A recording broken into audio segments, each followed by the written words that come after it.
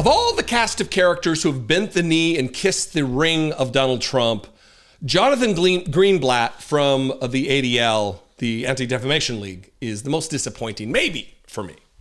Maybe. I mean, there's a lot of them, but he might be the most disappointing because he stood for something that was noble. When your chief function is to fight against anti-Semitism and bigotry and hatred, it's a big deal. So when he also caved and bent the knee and started being not only a fascist enabler, but advocating for fascism in the United States, it's a shocking development. There's really no other way to. I got 3 clips here. One is Jonathan Greenblatt saying that the federal government,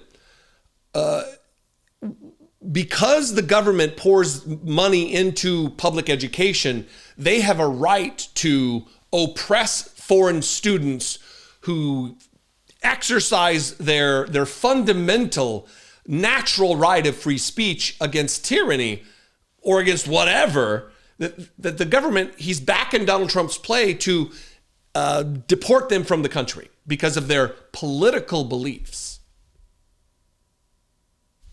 It's shocking to me that someone who claims to be against anti-Semitism and fascism, I mean, we know the history of the world. We know what fascism has brought to the Jewish people. And here's Jonathan Greenblatt all over Trump, slathering him up, juicing up the fascism in the United States. Watch this, and I got 2 others that don't get any better. Let's also acknowledge that the federal government, which is pumping billions of dollars into higher education, has the right to expect some degree of accountability from them. We've seen, the U.S. government demand it with law enforcement agencies, with other institutions. They're pressing here, and that is long overdue. Now, at the same time, let's also admit that I think there are ways you can tackle anti-Semitism. You can go at this cancer without killing the victim, if you will.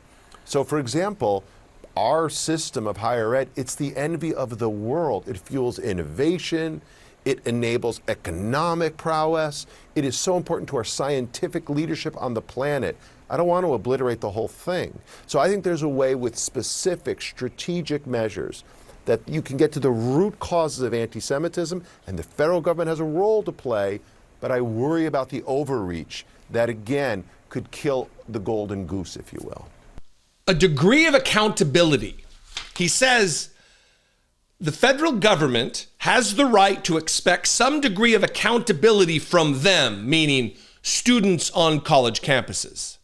What accountability relative to their freedom of speech, Jonathan Greenblatt, do you expect?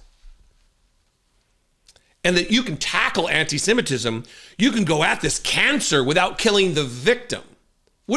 Wouldn't you be the victim of anti-Semitism, being a Jew? Jonathan Greenblatt, wouldn't you be the victim? It's a muddled metaphor that I don't understand. And being someone who is a spokesperson who communicates for a living, maybe you should find yourself doing a better fucking job. Huh? Just a thought.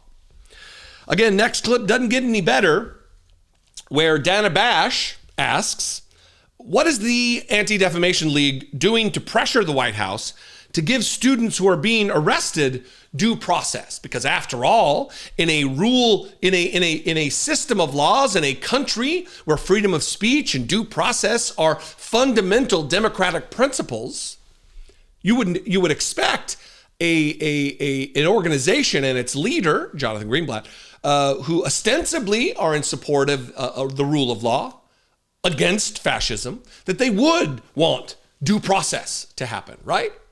Apparently not.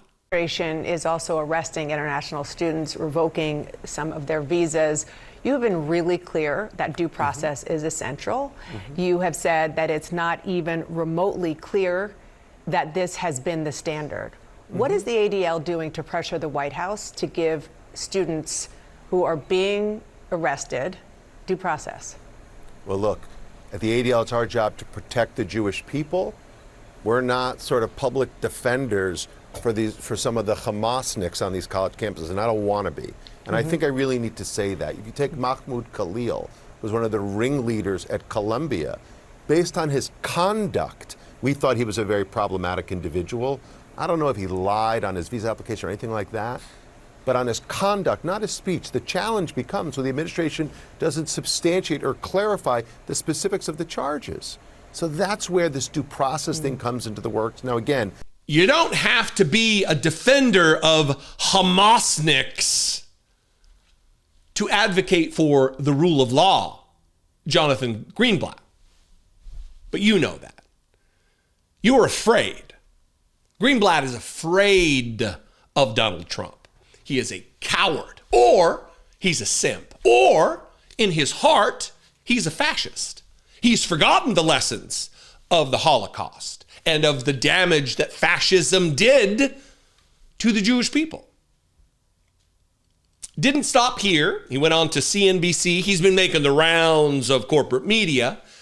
He went on CNBC and said something maybe most alarming of all, and it's just a direct praise of Donald Trump leaning in on this issue, leaning into his mass deportation effort of students who have committed no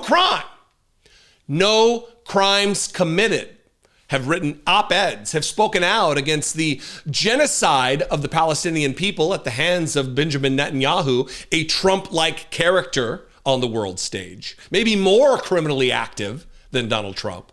And Jonathan Greenblatt, nothing to say about that other than praise for Donald Trump.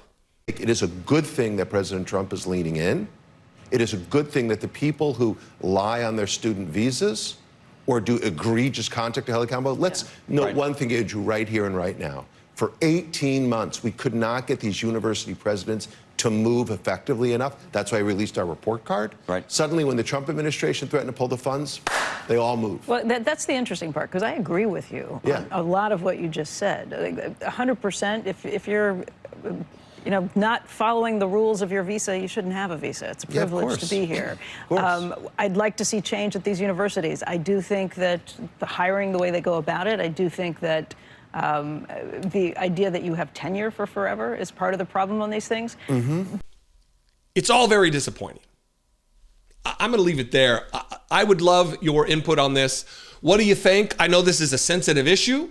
Bigotry should be combated. Bigotry should not be accepted. Absolutely. Full stop. There's not even a but. There's not.